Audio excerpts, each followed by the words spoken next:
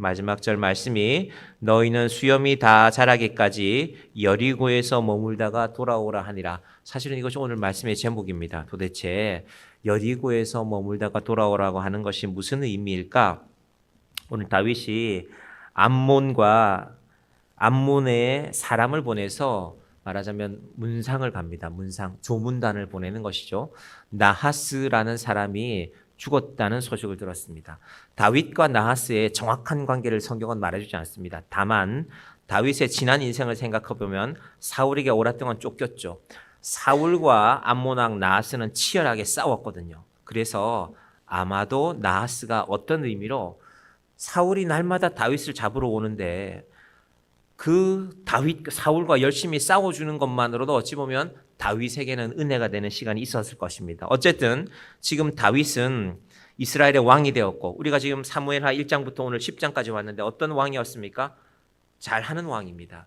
이기는 왕입니다. 가는 곳마다 승리하게 하는 왕이었습니다. 그런 다윗이 오늘 10장에서는 한 왕에게 한 나라에 조문을 보내는 것입니다. 여러분, 성경에 많은 인물들이 있는데요. 아브라함도 있고 이삭도 있고 아담과 하와도 있고 무엇보다도 예수님도 계시지 않습니까? 예수님도 성경 안에 나오는 한 인물로 삼을 수도 있으니까 예수님은 하나님의 아들이시고 또 하나님의 독생자이시지만, 그런데 예수님만큼이나 다윗의 삶이 자세하게 소개되어 있습니다. 특히 다윗은 하나님의 마음에 합한 자다. 여러분이 직장생활 하시는데 여러분의 자녀가 큰 회사에 들어갔는데 그 회사 회장님이 왠지는 모르겠지만 우리 자녀를 예뻐해요. 김 과장 있나? 김 과장 나랑 같이 해외 출장 같이 가세요. 아니, 회장님이 불러서 과장이나 대리를 해외 출장 같이 데려가면 그 사람을 누가 회사에서 건드리겠습니까? 야, 저 사람 건드리면 안 돼. 회장님이 아끼는 사람이야. 다윗은 한마디로 하나님이 아끼는 사람이었습니다. 오늘 제가 오후에 일찍 오셔서 찬양 연습하시고 이 귀한 분들이 우리에게 오셔서 찬양하시는 그 모습이 너무 감사했습니다. 우리가 이분들에게 이 멀리서 오신 분도 계신데 특별히 뭘 해주는 건 없지만은, 그러나 하나님께서 이분들의 이 열심을, 이 믿음을 기억하실 줄 믿습니다. 하나님이 기억하면 되는 것입니다. 여러분, 인생에 친구가 너무 많은 거 그리 자랑할 거 없습니다. 여러분 친구 몇 명이나 되시는지 모르겠지만 하나님께서 여러분과 함께 하시면 됩니다. 다윗을 잘 보면 다윗 편이 아무도 없을 때가 있어요. 왜냐하면 사울이 다윗을 미워했거든요. 왕이 미워하니까, 권력자가 싫어하니까 다윗 곁에 가면 안 되겠다. 다윗 주변에는 하나 둘 사람들이 떠났죠. 어떤 사람들이 결국 몰려드는가? 갈 곳이 없는 사람들. 그런 사람들이 모여서 우리 교회 처음 시작할 때 제가 5차례에 걸쳐서 앞으로 우리 교회는 어떤 공동체가 되어야 될까? 아둘람 공동체, 아마 그게 4번째 설교였을 것입니다. 아둘람 공동체에 어떤 사람들이 모여들었을까? 갈 곳 없는 사람들. 사울이 쫓아오니까, 사울이 세금을 많이 거두니까 갈 곳이 없어서 다윗에게 몰려들었단 말입니다. 처음에는 어려운 사람들은 모였죠. 그런데 그 사람들이 누가 되었다고요? 나중에 역대기에 가보면 그런 사람들이 바로 이스라엘의 기둥 같은 존재들이 되었습니다. 장군도 되고 총리도 되고 다윗 곁에 있는 사람들이 된 것입니다. 여러분, 우리 인생에도 하나님이 이 은혜를 주시길 바랍니다. 자, 하나님이 선택하신 사람들에게는요, 동시에 하나님이 보내시는 사람들도 있습니다. 다윗의 입장에서 볼 때 아무도 내 편 들어주지 않았는데 저 암몬 왕 나하스라는 사람은 내 편이 되어준 사람이다. 그래서 그가 죽었다는 소식을 들었으니까 당연히 조문을 가야죠. 신하들을 모아서 너희들 가서 정중하게 조문하고 돌아와라. 그리고 나하스의 아들 한운이라는 사람이 왕이 되었다고 하는데 그 사람에게도 축하 인사를 전하고 와라 하는 것이 다윗의 부탁이었습니다. 그것이 바로 1절과 2절의 말씀이었습니다. 그런데 문제는 그 조문을 받아들이는 사람입니다. 여러분, 조문이라는 것은, 장례식에 찾아간다는 것은요, 생전에 싸웠을 수도 있죠. 사이가 좋지 않았을 수도 있죠. 그런데 조문을 간다는 것은 그 아픔을 풀자는 것 아닙니까? 내가 이제 당신 아버지의 죽음 앞에서 꽃을 하나 올리고 예수 안 믿는 사람들은 향을 하나 피우고 우리 이제 이 관계를 좋게 만들어 가자는 의미가 바로 조문에 있는 것 아닙니까? 여러분, 조문까지 안 간다. 이건 정말 심각한 거죠. 사람이 죽었는데 조문도 가지 않는다. 이건 이제 관계가 완전히 틀어지는 것입니다. 다윗의 입장에서는 잘 하려고 찾아갔습니다. 그런데 이 다윗의 조문객을 받아들이는 암몬이라는 나라, 이 이스라엘 기준으로 오른쪽 동남쪽에 있는 암몬이라는 나라의 신하들이 말하는 것을 한번 잘 들어보십시오. 3절을 한번 띄워주시겠습니까? 본문 3절을 우리 한번 볼까요? 시작. 암몬 자손의 관리들이 그들의 주 한운에게 말하되 왕은 다윗이 조객을 당신에게 보낸 것이 왕의 아버지를 공경함인 줄로 여기시나이까? 다윗이 그의 신하들을 당신에게 보내 이 성을 엿보고 탐지하여 함락시키고자 함이 아니니까. 이 사람들의 의심도 이해는 됩니다. 왜냐하면 당시에 암몬을 제외한 주변의 많은 나라들은 다윗에게 침략당하고 다윗에게 복속되었거든요. 다윗의 종들이 되었거든요. 그러니까 이번에는 우리 암몬을 치기 전에 장례식 핑계대고 염탐하러 온 것입니다. 그럴듯하죠. 근데 오늘 본문 전체를 보면요. 오늘 본문이 18절까지 길게 이어지는데 설령 다윗이 스파이를 보냈다고 한들 그들의 태도는 잘못된 것입니다. 이제 그거는 설교를 진행되면서 계속해서 제가 말씀을 드릴 것입니다. 임금님, 다윗이 보낸 저 좁은객들을 순수하게 보시면 안 됩니다. 우리를 염탐하러 왔습니다. 지금 다윗이 온 주변 나라들을 빼앗고 있지 않습니까? 와서 우리나라 정세를 살펴보고 군대는 얼마나 있나 살펴보고 저 스파이니까 돌려보내면 안 됩니다. 잡아서 죽여야 됩니다. 하지만 죽이기까지는 하지 않았고요. 의심했고 부끄럽게 만들어서 돌려보냅니다. 자, 문제는 신하들이 이런 보고를 했을 때 최종 결정권은 한운에게 있거든요. 자기 아버지는 죽었고 자기가 이제 왕이 되었는데 지도자가 이 보고를 어떻게 듣는가 하는 것이 중요합니다. 여러분, 이 한운의 신하들, 즉 암몬의 관리들은 지금 어리석은 일들을 하고 있습니다. 그래서 결국 어떻게 일이 벌어졌을까? 이제 4절을 그림으로 한번 볼까요? 그림 한 장 있는 거 띄워주시겠어요? 자, 4절을 그림으로 보면 이렇습니다.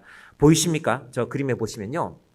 수염을 절반만 잘랐어요. 참 보기 싫겠죠. 수염이 이렇게 이스라엘 사람들은 수염은 하나님이 자기에게 남자의 상징으로 허락하신 것이기 때문에 특히 연세가 드신 분일수록 수염을 점잖하게 잘 기릅니다. 함부로 손대지 않습니다. 칼대지 않습니다. 그것이 지혜의 상징이고 남자로서의 권력의 상징인데 저 수염을 저렇게 자르고 그리고 이스라엘 사람들은 하체가 드러나는 것을 부정하게 여깁니다. 레위 제사장부터 시작된 일이거든요. 하나님 앞에 함부로 하체를 드러내지 말라고 했습니다. 그래서 당시 이스라엘 사람들은 잘 입지도 않았던 속옷을 레위 제사장들이 입혔습니다. 부정하기 때문에. 그런데 어떻게 했습니까? 지금 우리가 보면은 반바지를 입은 것 같지만 말하자면 속옷이 다 드러난 것입니다.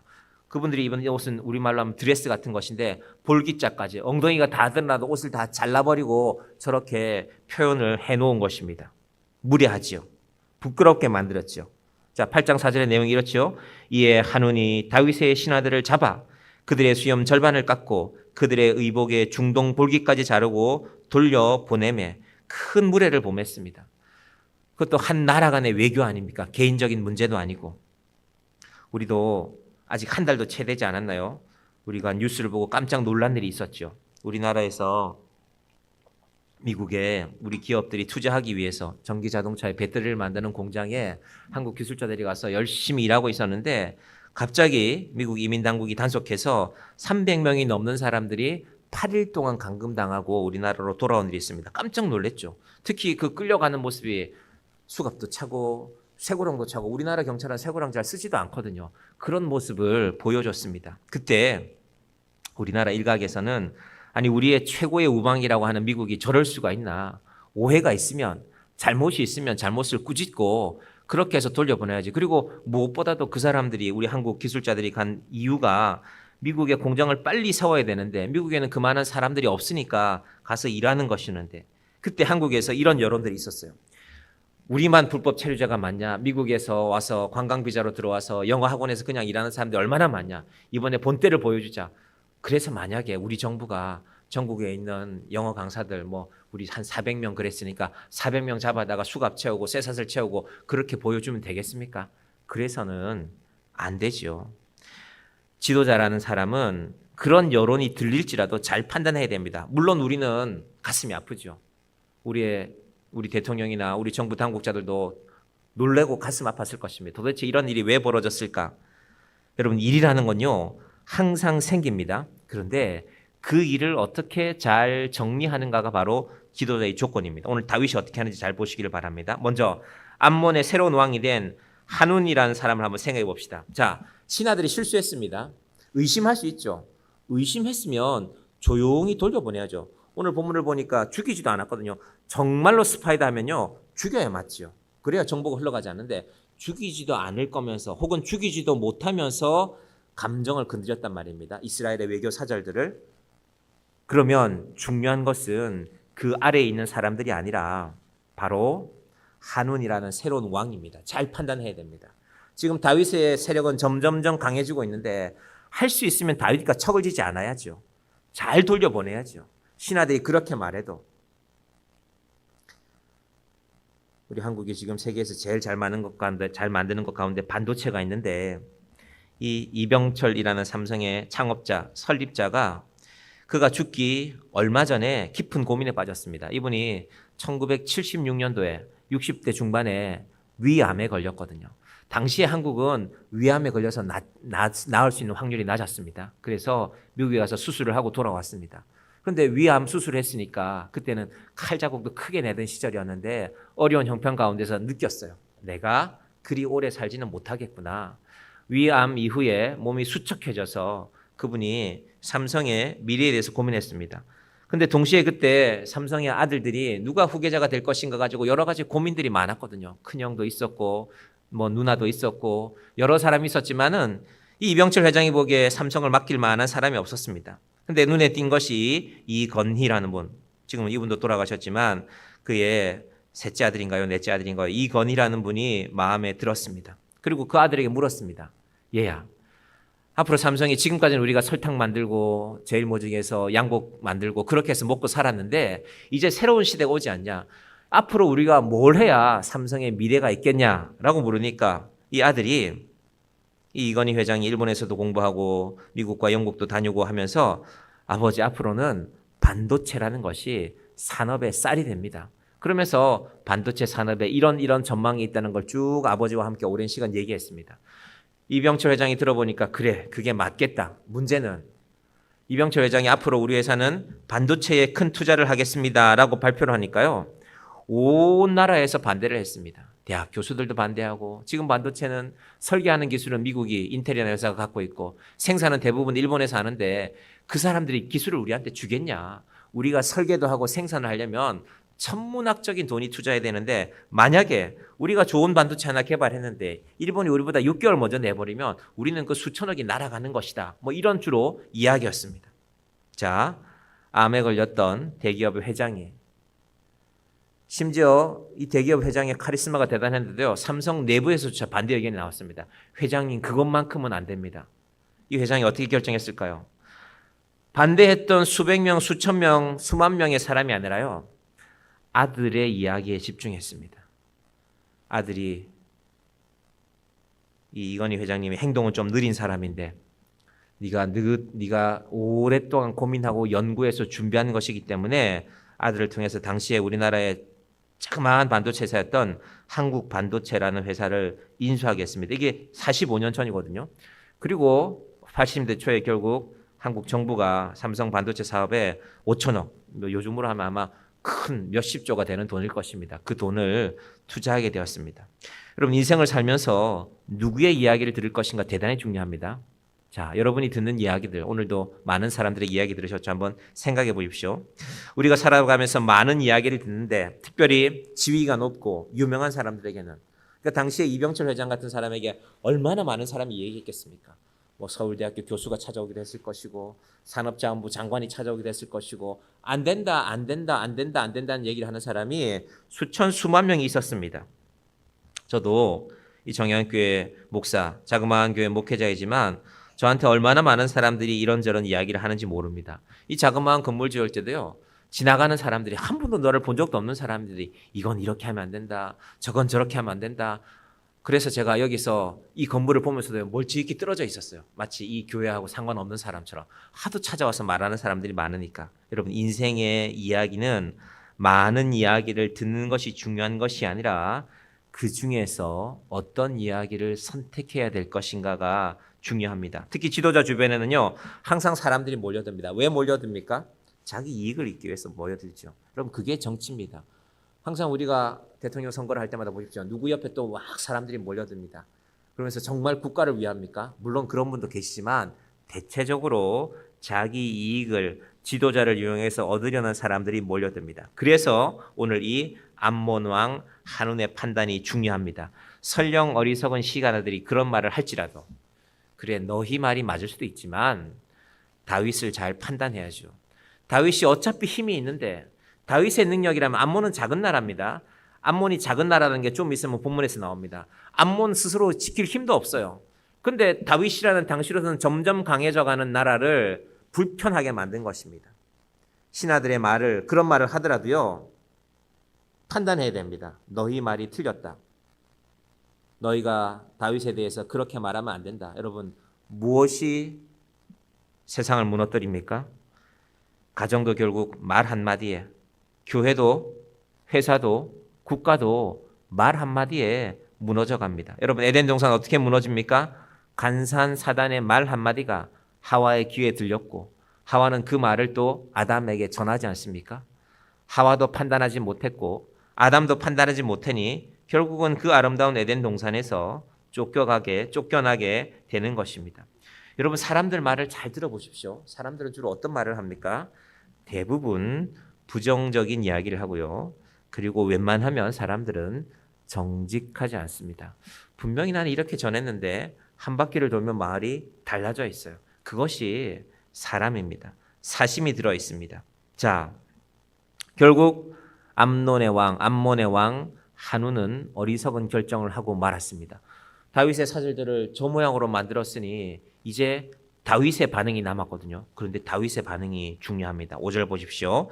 이런 상황에서 자 한운이라는 사람의 판단과 다윗의 판단이 어떻게 다른지 한번 보시기 바랍니다. 5절 봅니다. 사람들이 이 일을 다윗에게 알리니라. 제가 읽습니다. 그 사람들이 크게 부끄러워하므로 왕이 그들을 맞으러 보내 이르기를 너희는 수염이 자라기까지 여리고에서 머물다가 돌아오라 하니라. 자, 다윗은 지금 아주 힘이 강합니다. 다윗의 사신들이 저렇게 왔습니다. 그러면 만약에 저 사신들을 저 모양 그대로 수염도 절반쯤 잘려나가고 옷도 저 우리말로 하면 뭐 외교부 장관이나 외교부 차관쯤 될 거 아닙니까? 혹은 국회의원쯤 되는 사람들일 거 아닙니까?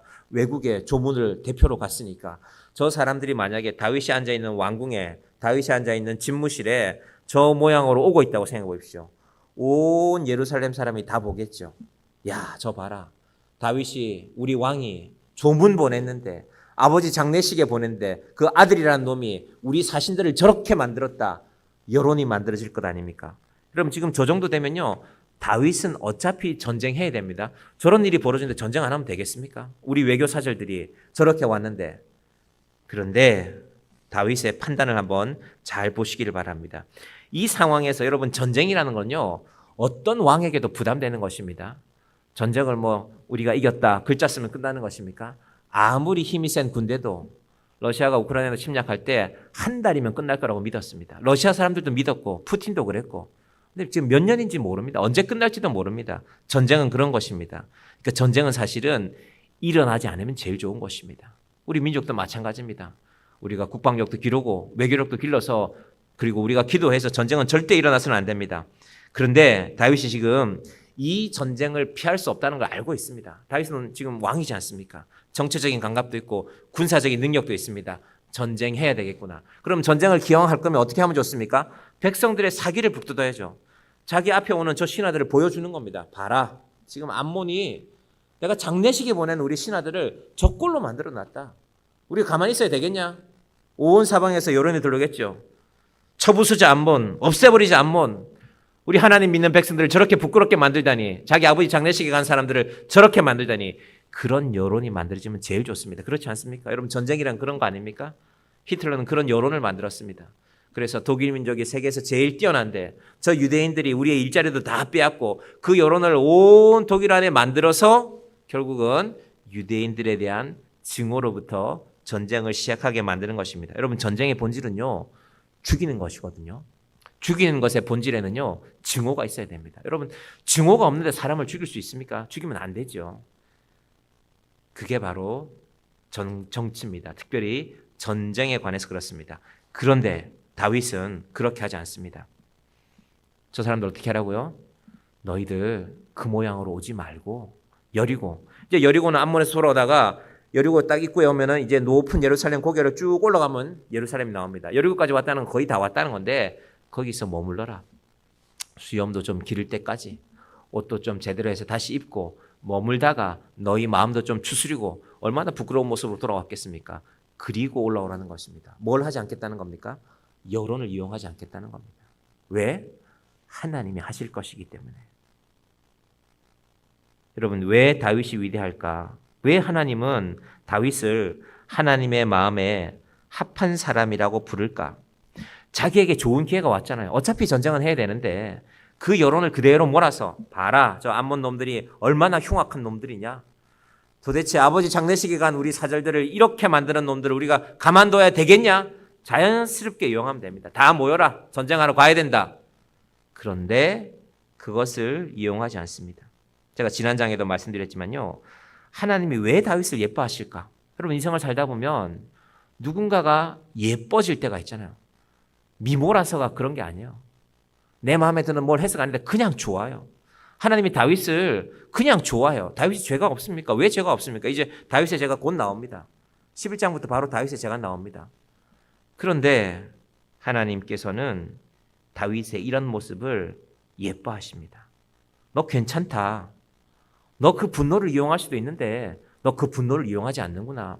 그 분노 이용하면 네가 쉽게 전쟁할 수 있는데 뭘 생각하는 것입니까? 저 사람들 생각하는 것입니다. 너희의 마음이 얼마나 아프겠냐. 내가 이익을 얻자고 너희를 그 부끄러운 모습 그대로 예루살렘으로 올라오게 하지 않겠다는 것입니다. 여러분, 신앙이란 무엇일까? 예수 믿고 천국 가는 것인데 그 천국 가기 전에 하나님이 우리 인생에 시간을 주셨잖아요.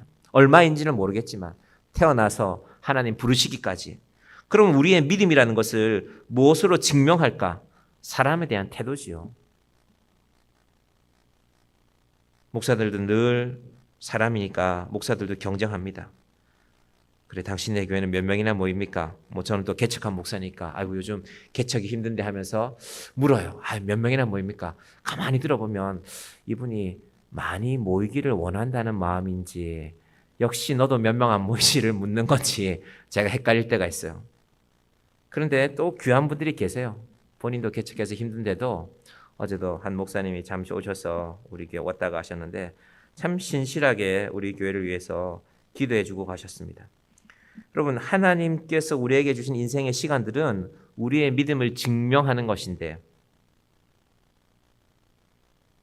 저는 설령 제가 은퇴할 때까지 우리 교회 교인이 그리 많지 않더라도 물론 저는 날마다 많아지기를 원하지만 그리 많지 않더라도 하나님이 야, 너 개척이라고 해놓고 기껏 그거 모았냐? 라고 말씀 안 하실 줄 압니다. 물론 제 게으름에 대해서는 물으실 것입니다. 제가 게을렀다면 제가 신실하지 못한 것에 대해서는 하나님이 물으실 것입니다.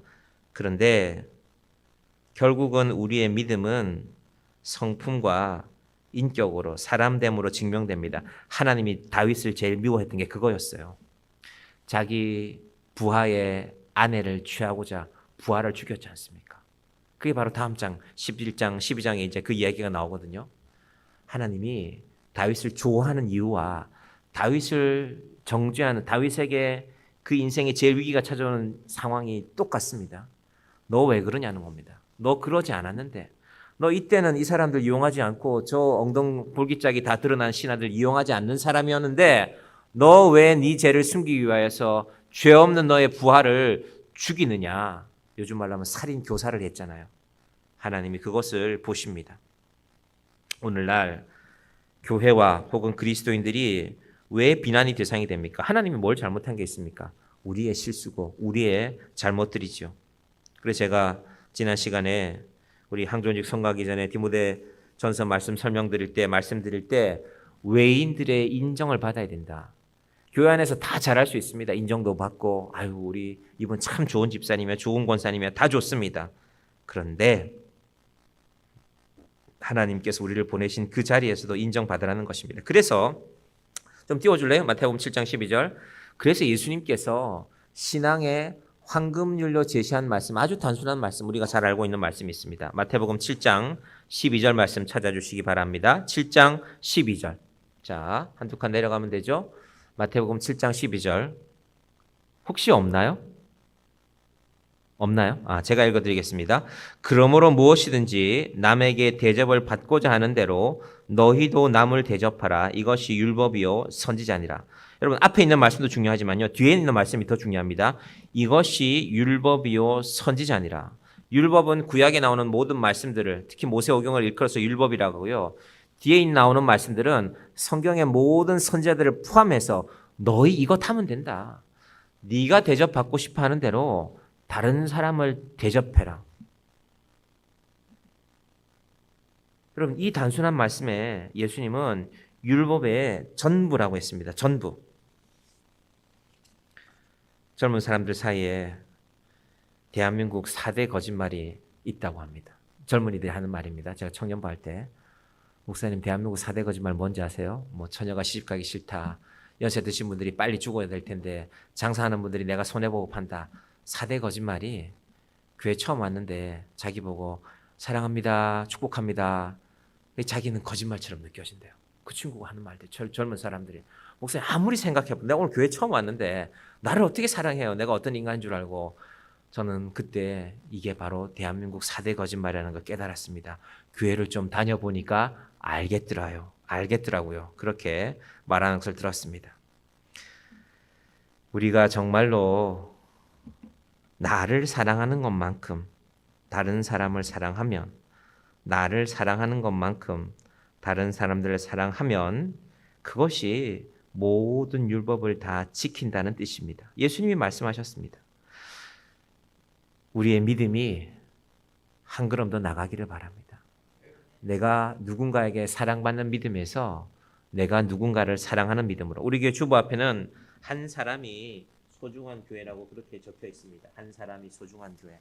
제가 목회를 개척하면서 이 시대 사람들의 마음이 무엇일까? 소중히 여김을 받지 못하는 사람들이 너무 많은 시대이기 때문에 우리는 정말 한 사람이 소중한 교회로. 근데 제가 세월이 좀 지나니까요. 이 한 사람이 소중한 교회를 목사님 내가 얼마나 소중한지 알죠? 하는 사람들이 자꾸 모이는 것 같아요. 그게 아니라 그것도 맞지만 제가 할 수 있으면 그 한 영혼을 소중히 여기는 마음으로 목회하고 싶은데 제가 바라는 것은 한 사람이 소중하다는 것은 내가 소중한 걸 알고 나니까 저 사람도 소중하구나. 그래서 내가 저 사람을 위해서 좀 기도해야지.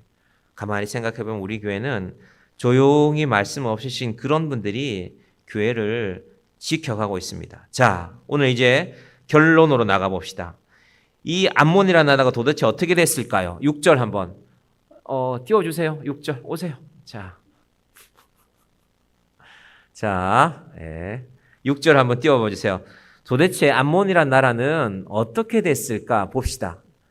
저렇게 다윗의 신하들을 조문객들을 볼기짝이 다 드러나게 해서 보냈는데 자 6절입니다. 6절 나왔죠? 봅니다. 시작. 암몬 자손들이 자기들이 다윗에게 미움이 된 줄 알고 암몬 사람들이 사람을 보내 벳르홉 아람 사람과 소바 사람과 사람의 보병 2만 명과 마가 왕과 그의 사람 1,000명과 돕 사람 12,000명을 고용한지라. 암몬의 정체가 뭡니까? 자기들 힘으로는 다윗과 전쟁도 할 수 없어요. 사고는 자기들이 쳤잖아요. 그래 놓고는 옆에 있는 나라들 도와달라 그래요. 여러분 전쟁이 났는데 도와달라는 건요.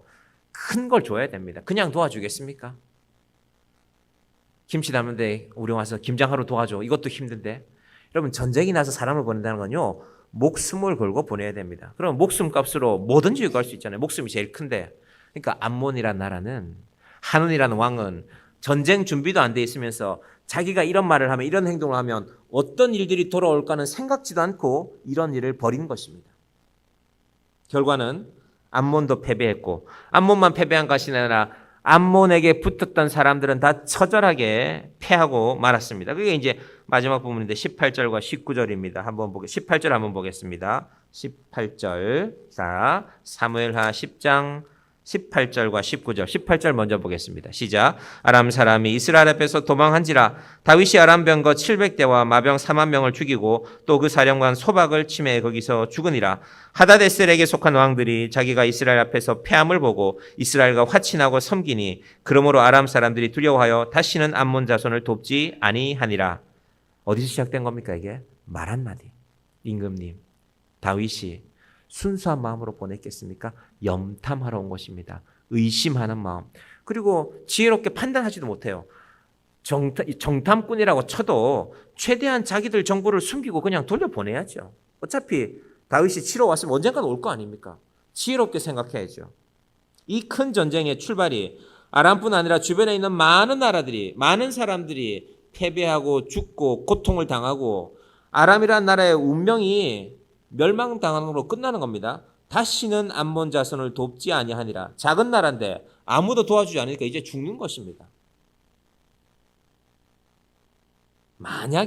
만약에 우리가 이번에 미국 사람들이 우리 미국에서 우리나라 사람들 400명 가까이를 그렇게 수업을 채우고 임산부도 있었는데 그것 때문에 우리나라에서 미국 사람들 400명을 학원에 가서 잡아다가 영어 수업하고 있는데 잡아다가 수갑 채워서 비행기 태워서 미국으로 돌려보냈다. 근데 어리석게도 우리 대통령이 그래 우리도 한판 하자. 얼마나 또 그 뒤에 일이 복잡해졌겠습니까? 지금 미국 안에 여론 오히려 트럼프에서 돌아서고 있습니다. 30%만 30%도 채 되지 않는 사람들이 이제 트럼프를 지지하고 있습니다. 여러분 하나님께서 다 지켜보십니다. 우리는 양반이잖아요. 미국은 이제 겨우 400년 된 나라고 물론 크기는 하지만 너무 커서 어쩔 줄을 모르잖아요. 너무 크니까 미국 그 넓은 나라에 길을 한번 정비한다고 생각합시다. 우리는 아스팔트 갖고 막 경부고속도로 하나 놓으면 400km 가면 끝나는데 미국은 한 바퀴 돌면 막 2만 km 그런데요. 그 큰 나라가 하나님께서 지켜보고 있습니다. 미국은 우리에게 참 고마운 나라입니다. 그래서 우리가 미국을 위해서 사실 기도해야 됩니다. 하지만 한편으로는 우리는 늘 하나님이 주인이라는 걸 잊지 말아야 됩니다. 어리석은 암몬 왕처럼 행동하지 마십시다. 이 큰 전쟁의 출발점이 왕이 신하들의 한마디를 듣고 그래? 저놈들 잡아와라. 수염 잘라버려라. 수염 절반 밀고 엉덩이 짝이 다 보이도록 옷을 잘라라. 무례함, 무지함, 비극의 시작이었습니다. 예수 믿는 사람은 분별과 절제의 사람입니다. 여러분, 사람들은 누구나 말에 영향을 받습니다. 여러분도 말에 영향을 받죠. 오늘도 누군가에 여러분 영향 받았을 것입니다. 여러분의 말도 누군가에 분명히 영향을 줍니다.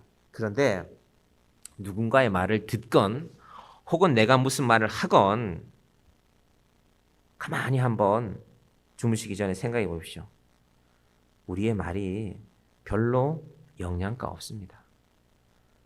저는 오늘 그래서 오늘 찬양하러 오신 분들이 참 귀한 하나님의 은사를 주신 것 같습니다. 할 수 있으면 찬양 연습하다 보면 아마 말씀 많이 하실 시간도 없으실 것 같아요.